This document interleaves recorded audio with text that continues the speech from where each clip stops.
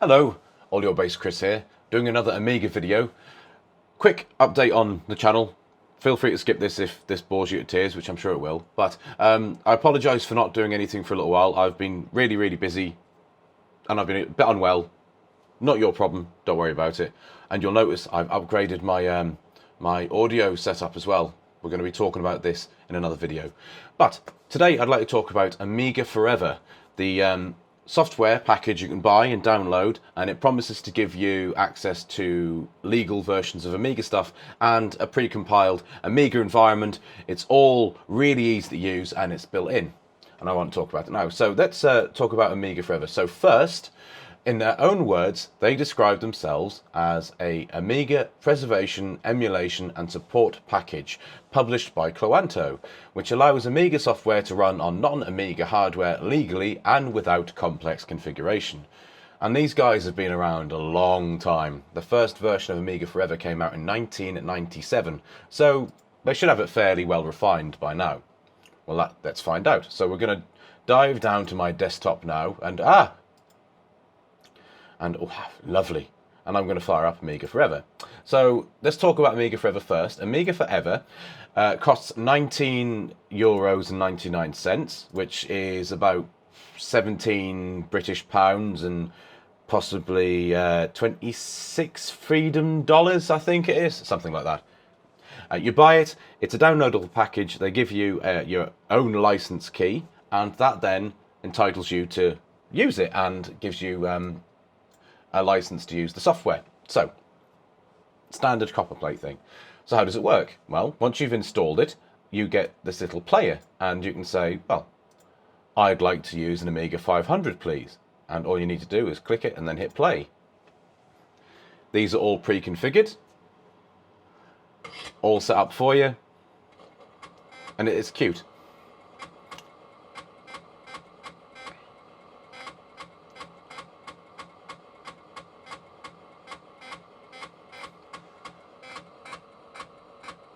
I'm going to cheat here a little bit. Please forgive me.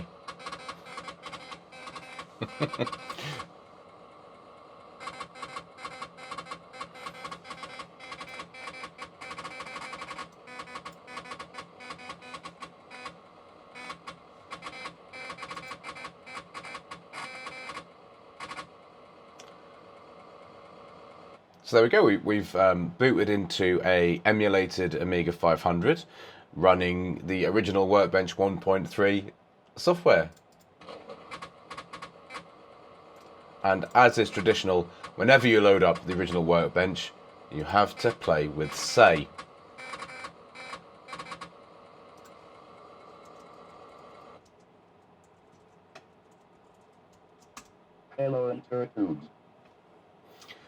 Great. So there, an Amiga 500. Excellent. Fairly easy to set up, I'm sure you agree. And if you don't want Amiga 500, which it says here was released in 1987, how cool's that? You can try the Amiga 1000, which was even older. The original Amiga from 1985, generally not compatible with newer software. Yeah.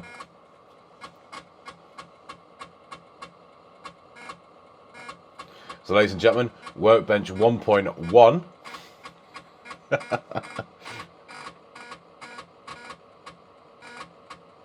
Which ironically loads a lot faster than 1.3.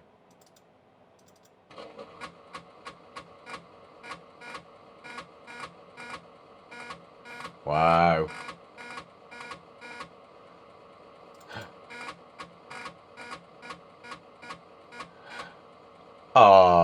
Doesn't look like we've got say on 1.1.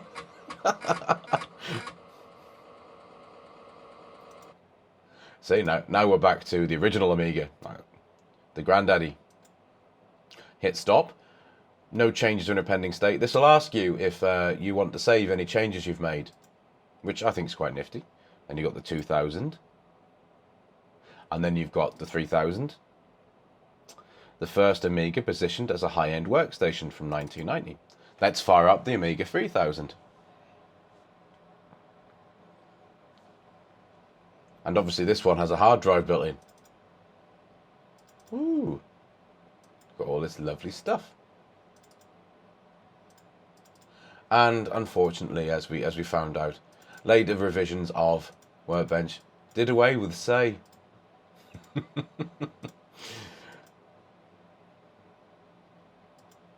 Bye-bye. So you've also got the Amiga 500 Plus, Amiga 600. Now, most of these are running just a basic image with different configurations in there, and I'll show you how to change that in a second. But it's the Amiga 600.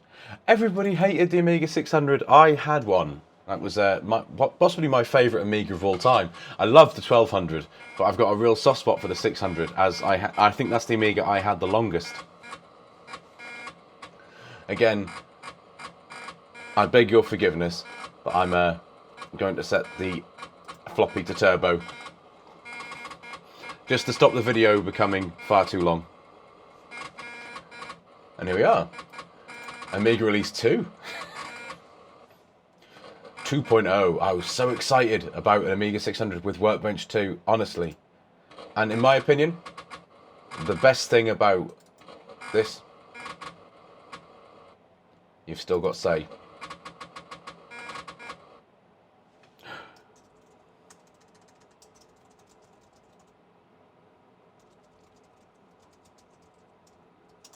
Would you like to play a game? And that's the updated version of say as well.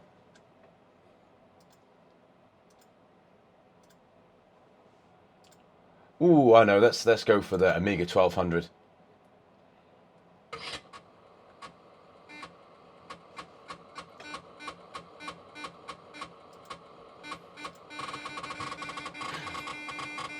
Sacrilege, I know.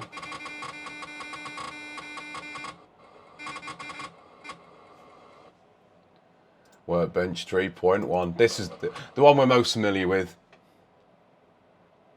Isn't that nice, though? Yeah, and obviously it's a bare bones unaccelerated Amiga. You can run it in full screen if you like. You can also record what you're doing, which is nice. So you can say, so if you've changed anything, you can hit that and revert backwards afterwards. Okay. You also get the CD32. This will actually play CD32 games. If you have a CD-ROM drive in your PC, you could boot this up and actually put a CD-ROM drive in, and it would read it and play it as if it was an original CD32. Which, none of this is stuff you can't already do with WinUAE and free software, I should point out, but this wraps it up quite nicely. And the CD-TV. Shall we have a look at the CD-TV? It'd be rude not to, wouldn't it? Because it's just such a bizarre system. But it's got cool. Look at that. Here we have a CD-TV,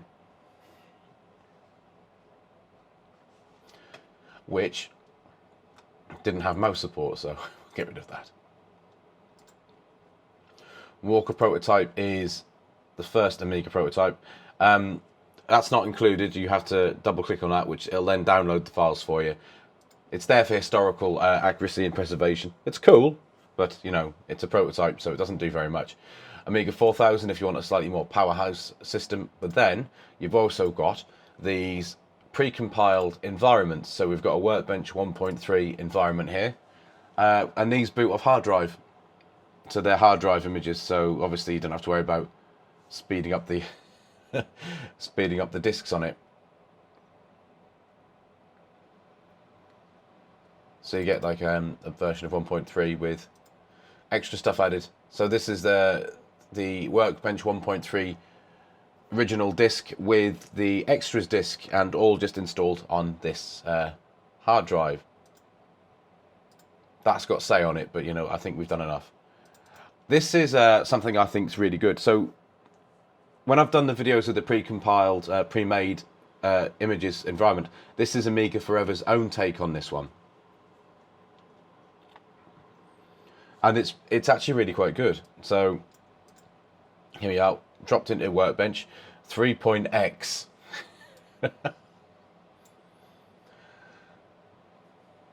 Copyright Cloanto.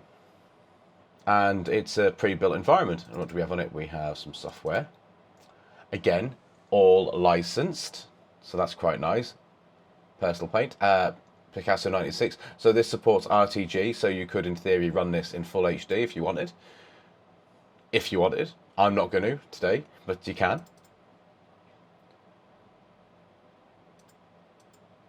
This also has WHD load built in. So if you had, for example, a folder full of ready to go WHD load games, you could add this as a shared folder and run games on this.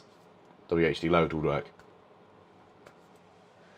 I might see if I can get that to fire up for you in a minute, but anyway, and it does work. I've tried it. So they don't make that well known that WHD load's already included on here, but it is. So this is like a completely built environment with quite a lot going on, including network support. So this is quite nice. I think if you were to put a gun at my head, I would say that it's worth the price of admission to have a really nice Windows-based pre-built HD image. Now, these are standard images. In fact, the Workbench 3.x, it uses folders, directories as hard drive images. So that will work in WinUAE because it's based on WinUAE anyway. So those are the systems you get included. You also, if you've got the Plus edition, get quite a few games as well, and they're all just built in, ready to go. So you just literally just double click and it will load the games for you. Disk based, but they've turned the floppy noise off on this one.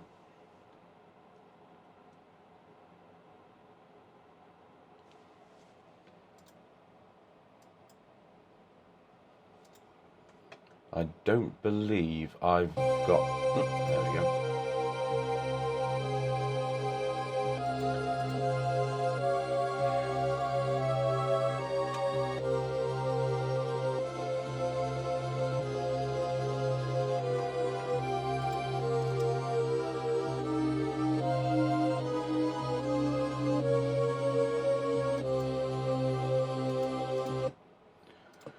So yeah, a quick double click and away we go. So we've got some interesting choices of games here. I believe these are all licensed as well. Well, they must be to Amiga Forever. So you've got some public domain stuff in here. You've got a couple of like Exile was obviously a full release.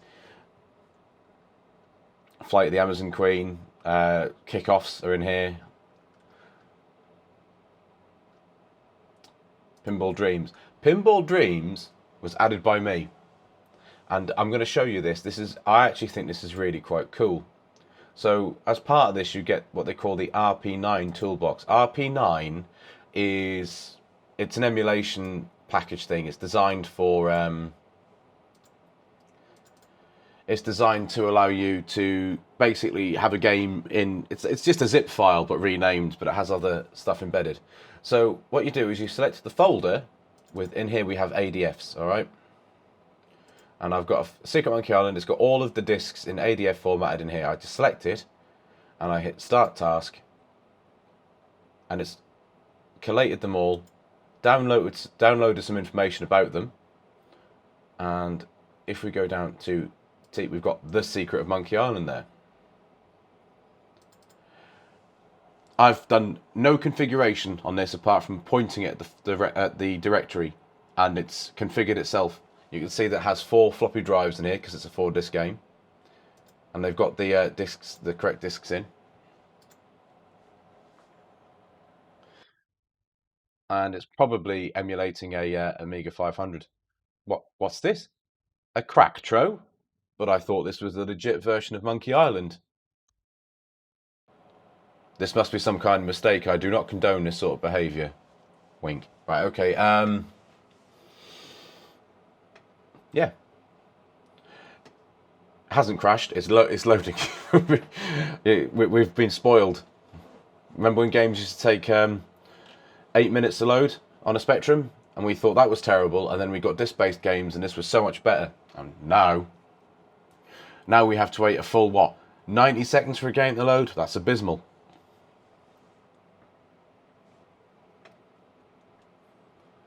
Should I do it again? The sacrilege. Right, there we go. Turbo it up a bit. Go.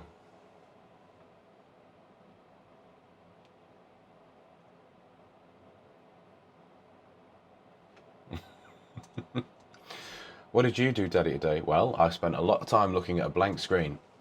Here we go.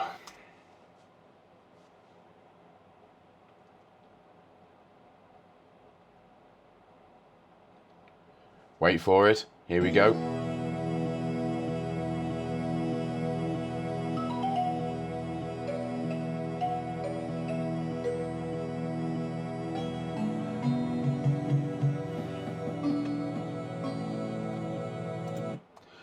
Well, I have to stop it there, because as we all know, it's the law. You're only allowed to play the first sort of 30 seconds of Monkey Island. Okay, so games work. You can add your own if you've got the original ADF files. They do include tools for archiving. So you can actually create physical media if you have the facility to do so.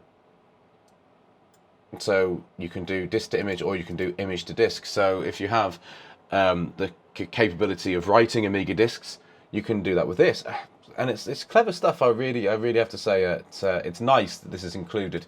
They do seem to be taking the archival aspect of it quite seriously.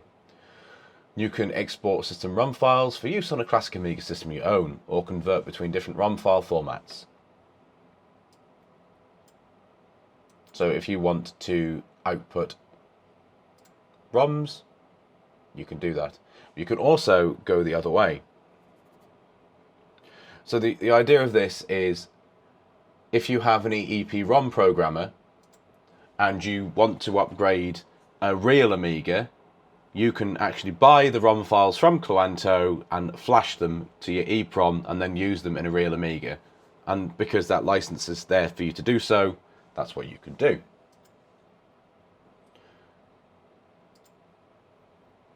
And you can create your own CD for archival purposes, etc, etc. And of course you can always restore your system files and stuff like that. So yeah, very cool. Let's load up a demo.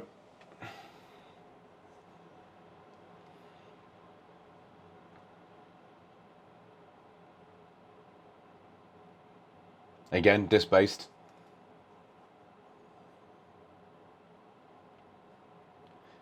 It's quite nice to see like these things all just brought together, and sort of there's quite a lot of love given to it.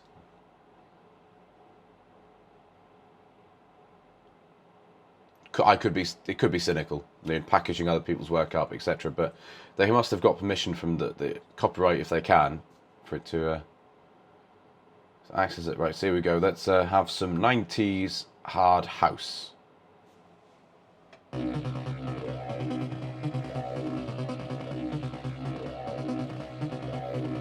Ooh, let's go twice. There we go, 2 times.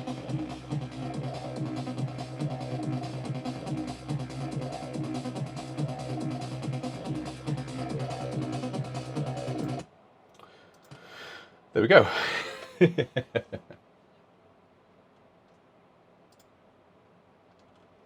So yeah, you've got some nice little demos thrown in here. And okay, so one other thing I want to sort of hit upon with Amiga Forever is it's nice that they've given you all of this pre-compiled stuff, but how do you A, create your own systems, B, what if you wanted to take the files and use them in something else? So just for a laugh, I'm going to hit create copy on this Workbench 3.x, and now I'm going to mess around with that. So fire it up, it should just come up as normal.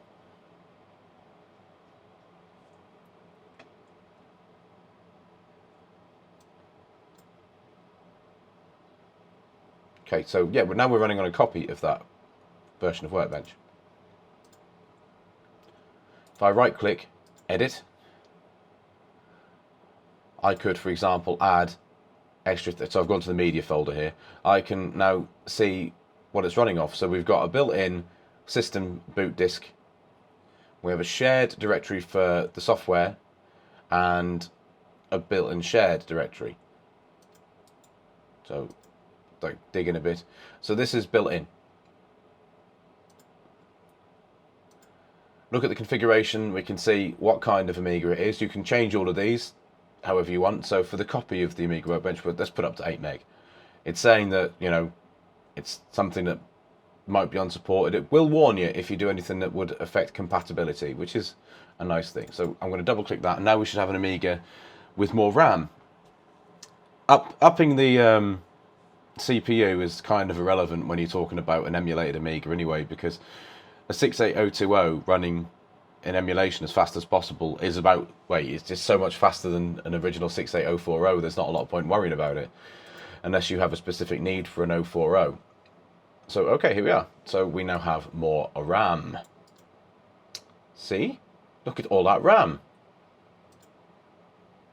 So very easy to set that up. So, File, Open Folder, Amiga Files. And this is really, really nice. So, Winfellow, nothing in there, good, of course. So now, if you go into the games directory here, these are all of the games that are included in Rp9 format. But Rp9 is literally just an archive. So if I right click on it and open it with something like 7-zip, here we have the ADFs. And you could extract these and you could put them anywhere. You could then turn them into real disks and put them on an Amiga. You could copy them across to any other emulation like a Raspberry Pi or a Mister or anything really, or even a Mist or whatever. So there we have these RPI zipped files. Great, same with the demo scenes. And if you go down to Systems, let's look at the Amiga 1200, right click on that, 7-zip, open archive. And all you can see, this is just a configuration file with an image inside it. So what else do we have available? If we go into Shared, right, in Shared, HDF, we have pre-compiled Amiga workbenches. So 1.3.5, 2.11, 3.11, 3.14. You can safely ignore that because that's one I've added. And then you've got multiple versions of the A75 megabyte HDF. This is like a default hard drive that Amiga Forever can create for you if you wanted a hard drive for an Amiga you wanted to set up. And here's the best bit. All of the Kickstart Roms are here and included. Literally copy them across to a Mister. You might have to do a little bit of renaming on that side, and you can use these ROMs legally, legitimately. You can copy across the Amiga. If we go into the shared folder again, into the ADFs, here we have all of the workbench disks. Copy these across. So you could, in theory, set up a Mister using Kickstart ROM from Amiga Forever, using the ADF files from Amiga Forever, and theoretically you have got a fully legitimate system. Because emulation's always been a bit of a grey area anyway, but this sorts it all out. So what do I think of Amiga Forever? Well, I still like Mega AGS, I should say, for playing games. But for messing around with systems on your computer, this is a really nice built-in software.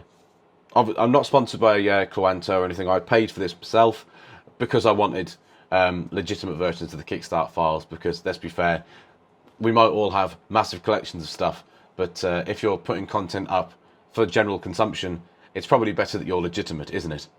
So anyway, I've been Audio Based Chris. I hope you've enjoyed this video, and I look forward to seeing you again sometime soon. Goodbye.